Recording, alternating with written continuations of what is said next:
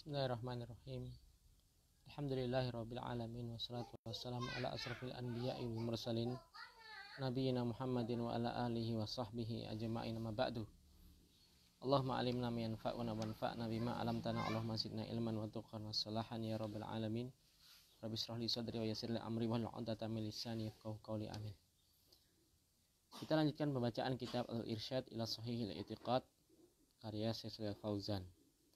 Masih dalam pembahasan tauhid asma wa sifat. Kita baca bagian terakhir, yakni ar-raddu 'alal munharifin an mahajis salaf fi asma'illahi wa sifatih min musyabbihah minal musabbihah wal mu'attilah. Bantahan bagi orang-orang yang menyimpang dari manhaj salaf dalam masalah asma Allah dan sifat Allah. Dari kalangan orang-orang munharifin tadi ialah orang-orang musyabbihah dan orang-orang mu'attilah. Orang-orang yang menyerupakan sifat Allah dengan makhluk, ataupun orang-orang mu'attilah, orang-orang yang menolak sifat atau asma Allah Subhanahu wa ta'ala. Pada pembahasan seperti ini memang sebenarnya mau tidak mau kita harus mempelajarinya dan harus membahasnya dan harus mengkabarkannya, ya. Karena memang ada dari kalangan beberapa kelompok yang mereka menolak sifat-sifat Allah walaupun tidak seluruhnya. Dan kita sayangkan ini dari kalangan kaum muslimin sendiri. Kenapa itu berbahaya? Karena dia menolak pengkabaran dari Al-Quran. Meskipun Al-Quran itu membicarakan sesuatu yang kita anggap sepele, selama itu asalnya dari Al-Quran lalu kita mendustakannya, inilah yang tidak sepele lagi.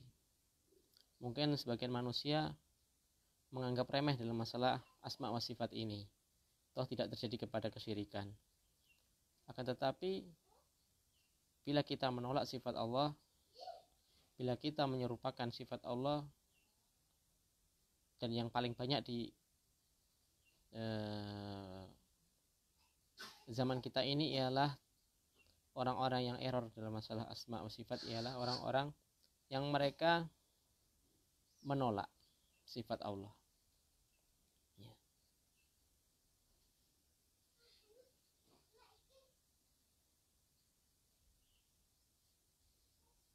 Maka ini merupakan bentuk su'udzon, bentuk dari su'ul adab, ya. Su'ul adab bentuk dari kejelekan akhlak, kejelekan adab terhadap Allah Subhanahu wa ta'ala. Kenapa? Karena menolak sebagian sifat Allah atau sebagian atau seluruhnya. Maka kita harus bicara tentang masalah penyelewengan tauhid asma wa sifat ini. Karena ini bentuk apa kita mempertahankan, mengajarkan kepada manusia agar memiliki adab yang sepatasnya kepada Allah Subhanahu wa ta'ala.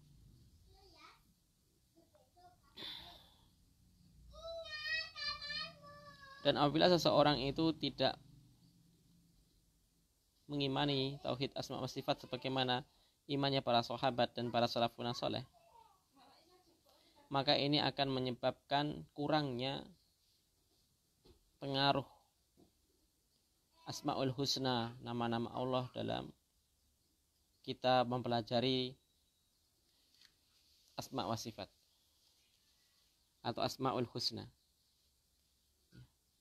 Maka banyak para ulama itu tidak sedikit mereka khusus membahas dalam satu buku tentang nama-nama Allah, Asmaul Husna, kandungan yang ada dalam Asmaul Husna tadi, lalu fadilah, keutamaan dari mengimani nama-nama Allah tadi.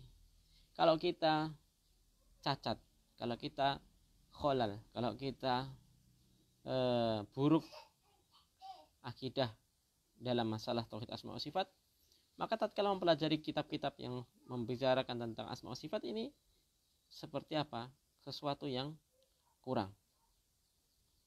Ya, sesuatu yang kurang. Maka kalau seseorang ingin mengambil buah dari mengimani Asmaul Husna, ya. Yang barang siapa yang menghafalkan Asmaul Husna, maka dia akan masuk surga dalam hadis sahih.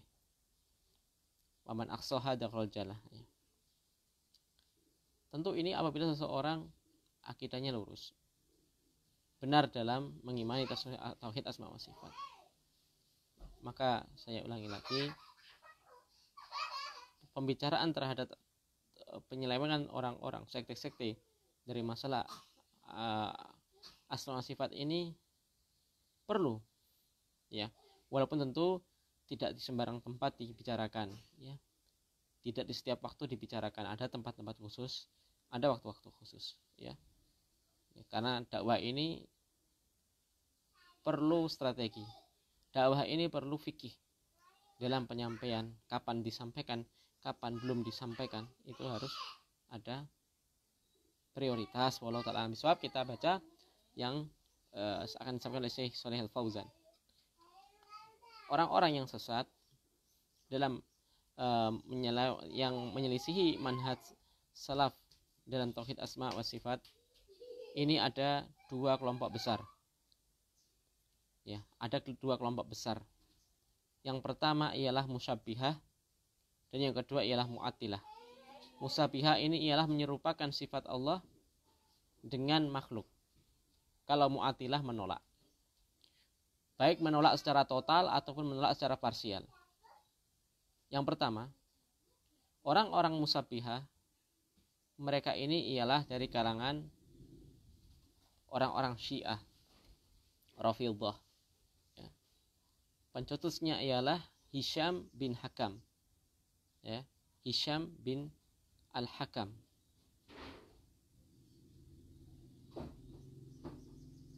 Ya. Kekurang ajaran orang ini ialah menyerupakan Allah dengan makhluknya. Tentu tidak pantas, ya. Banyak ayat-ayat yang digunakan untuk membantah dua sekte nanti, atau seluruh sekte-sekte, banyak ayat didatangkan. Namun sebenarnya kalau kita memakai satu ayat saja sudah cukup, ya.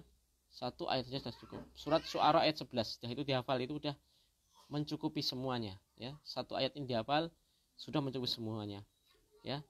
Syu'ara ayat 11, laisa kamitslihi syai'un wa huwas samiul basir. Dah, ayat ini dihafal, ini dah cukup, ya. Allah tidak semisal, tidak seperti dengan sesuatu apapun, ya. Tidak ada yang menyamai, ya. Dan dialah Allah Maha mendengar lagi Maha melihat, ya. Yang pertama ialah penafian, Allah tidak serupa dengan setiap apapun. Poin yang kedua ialah isbat. Isbat Allah memiliki sifat As-Sami Al-Basir. Sami Al-Basir ini mewakili seluruh sifat-sifat Allah. Bukan artinya cuma dikhususkan atau sifat Allah itu cuma dua ini, bukan, tapi ya sebagai contoh.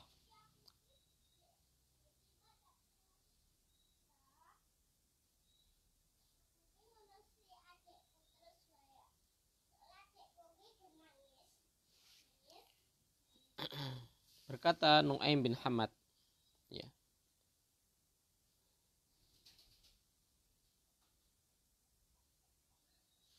Yakni guru dari Imam Al-Bukhari, Nu'aim bin Hamad, guru dari Imam Bukhari.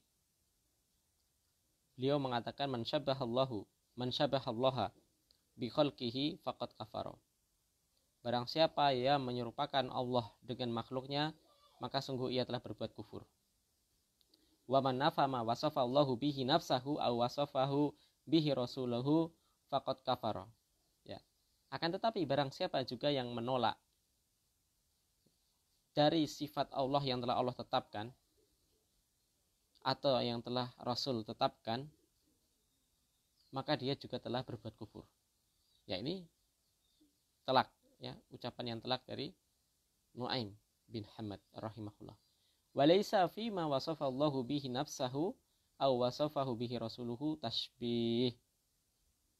Dan tidaklah maksud dari mensifati Allah yang Allah sifatkan sendiri atau Rasul yang sifatkan, yang melalui wahyu tentunya, itu bukanlah bentuk tasbih. Bukanlah bentuk tasbih penyerupaan. Ini sebenarnya bantahan dari orang-orang yang kalimat yang terakhir ini bantahan bagi orang-orang taktil, mu'attilah. Masuk ke kelompok yang kedua, kelompok al-mu'attilah. Mu'attilah ini akan banyak sekali dan banyak terjadi di zaman kita. Apa itu mu'attilah? Haula'i nafau anillahi ma wasafahu bihi nafsah awasfahu bi rasuluh min sifatil kamal. Zaimina anna ithbataha yaqtadi as-tashbiha wa tajzima fahum ala tarafai naqidi ma'al mu'asabbihah.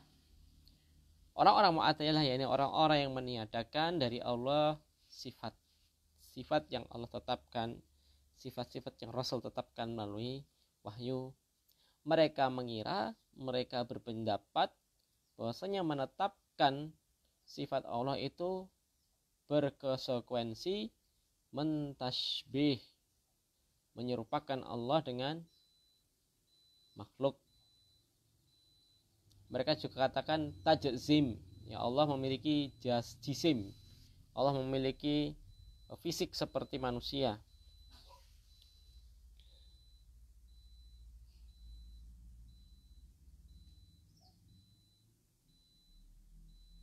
Dan mereka di dua kutub yang bisa mengantarkan kepada perkara tasbih.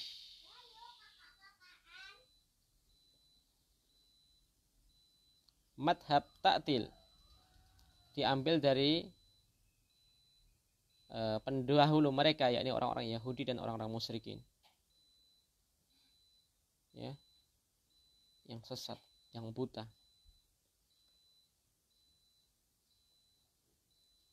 Pendahulu mereka ialah orang-orang yang mentaktil, menolak sifat Allah.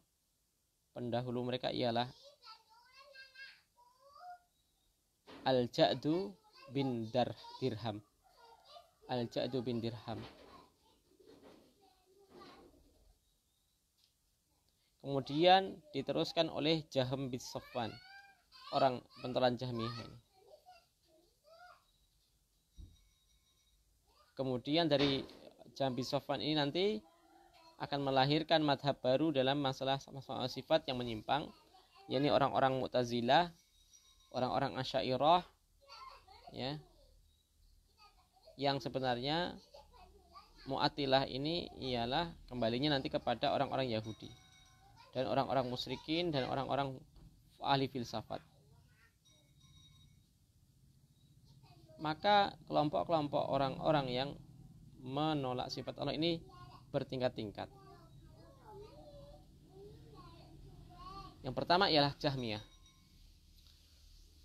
Jahmiyah mereka menolak nama-nama dan sifat Allah, ciri khas mereka. Ekstrim ini.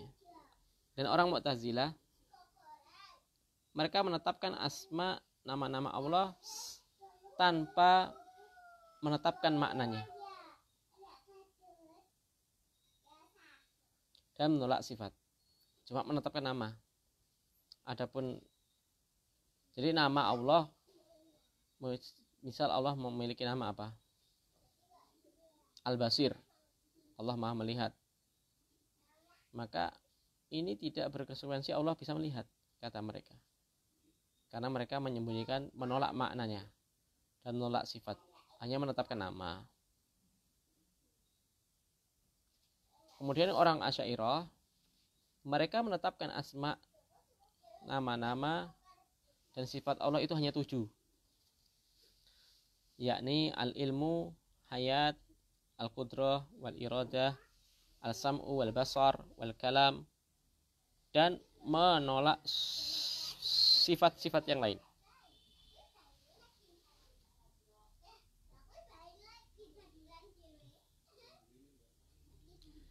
Maka penyakit atau syubhat yang menggerogoti pada akal mereka, pada keyakinan mereka, terporoskan pada anggapan mereka bahwasanya menetapkan sifat Allah itu berkonsekuensi akan mentasbih, menyerupakan, akan tajsim, menganggap Allah seperti manusia, memiliki jisim, ya. Ini anggapan mereka.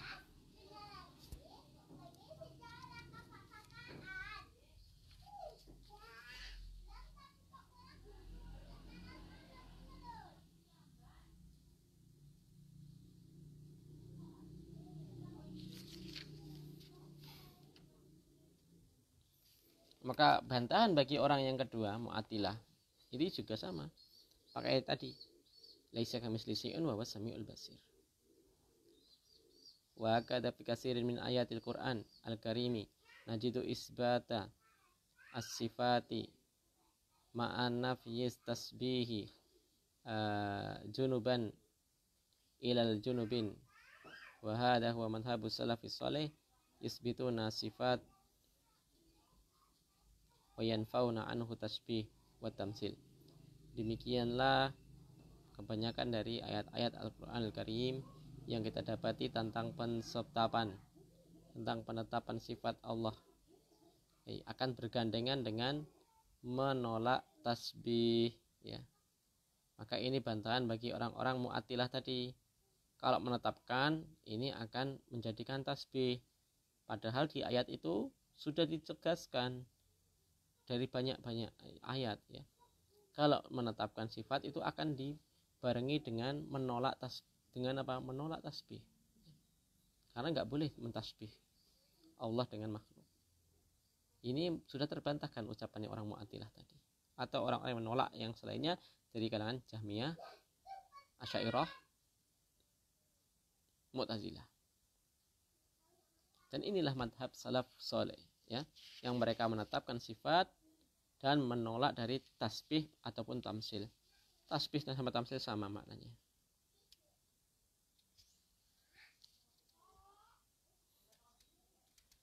Lalu kata Syekh, wa man za'ama anna isbata as-sifat la yaliqu billah li'annahu yaqtadi at-tasbih fa inama jurhun ila dzalika su'un fahmi. Maka barang siapa yang beranggapan kalau menetapkan sifat itu bukan perkara yang benar karena enggak pantas bagi Allah, dikarenakan akan mengakibatkan tasbih, maka ini sebenarnya hanya jeleknya kepahamannya mereka, ya. Jeleknya kepahaman mereka, jeleknya sangkaan mereka. Di mana faham bahwasanya menetapkan sifat itu melazimkan tasbih, ya. Ini merupakan jurhun, ya, suatu perkara yang kurang, perkara yang jelek dari kefahaman mereka. Ini merupakan pemahaman yang salah. Dan ini akan membawakan nanti konsekuensi-konsekuensi yang sulit untuk dipelajari, ya. Makanya orang-orang Mu'tazilah, orang-orang Asy'ariyah itu sebenarnya orang-orang cerdas, tapi terlalu mendewakan akal mereka. Yang paling enak ya kita sesuai dengan mempelajari dalam sesuai Al-Quran dan Sunnah, sebagaimana yang dibawakan oleh Imam Ahmad dan para murid-muridnya, ya, yang mereka dalam masalah tauhid asma wa sifat mereka tidak repot-repot, ya. Gak usah banyak mikir, ya, gak usah ditakwil, gak usah ditaktil. Cukup kita apa yang ada dalam Al-Quran kita ambil, apa yang ada dalam hadis selama sahih kita ambil. Dah cukup penjelasannya kembalikan kepada para ulama yang mumpuni, atau cari ucapan-ucapan sahabat, ya, dalam tentang masalah ini, ucapan tabi'in. Dah cukup, nggak usah ngereko-ngereko dewe, ya.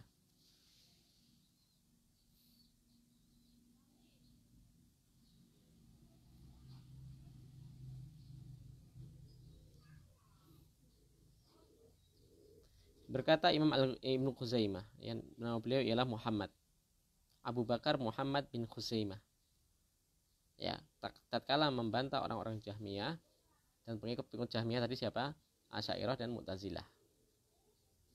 Beliau radhiyallahu anhu mengatakan, ya, orang-orang Jahmiyah itu beranggapan, ya, bahwasanya Ahlussunnah, ya, yang mengikuti asar, ya, kata mereka orang-orang Ahlussunnah ini ialah mutasyabih, musabbitin, menetapkan Allah itu sifat dan namanya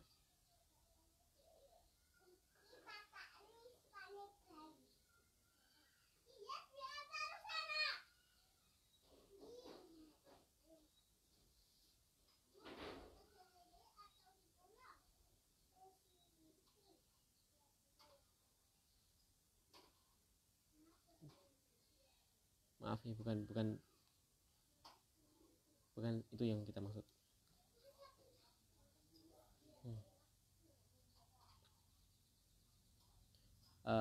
Wa za'amat al-Jahmiyah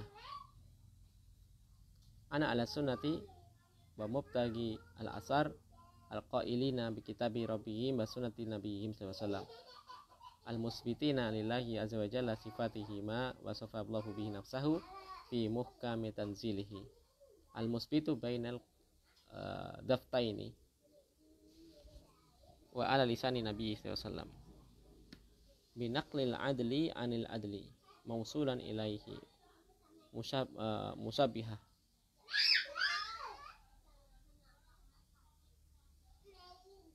Mereka mengatakan Ahlussunnah itu yang mereka menukil dari kitab dan sunnah dalam membahas asma wa sifat Allah, mereka menetapkan sifat Allah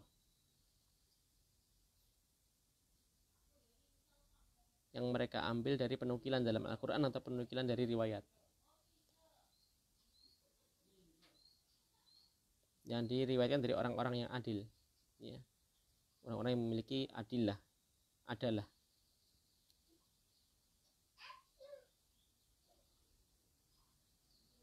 Kata mereka Ahlussunnah itu musabbihah, ya, ini merupakan anggapan yang bodoh, jahalan minhum bi kitabi rabbina wa sunnati nabiyina, karena bodoh dari mempelajari Al-Quran dan hadis Nabi. Wakilatan ma'rifatihim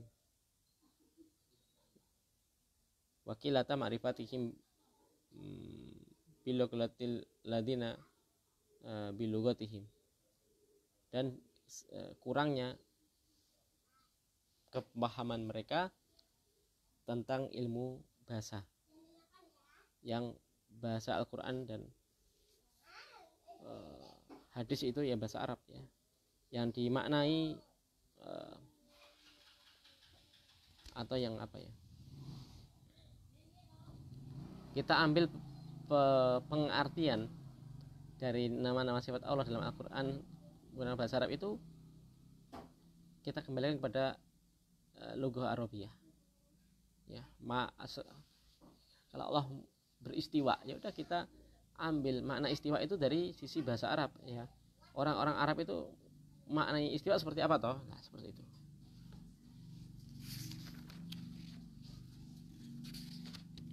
Saya rasa cukup saja yang kita baca dari tauhid asma wa sifat ini, ya. Wallahu ta'ala alam bisawab. Insyaallah kita cukupkan saja, karena memang yang paling banyak di negara kita orang-orang Asy'ariyah, ya. Dan kita, ya, wallahu ta'ala alam, ya, tidak usah ikut-ikutan dengan orang Asy'ariyah, ya, dari sisi mempelajari ilmu akidah, ya, karena mereka menyimpang dalam masalah tauhid asma wa sifat.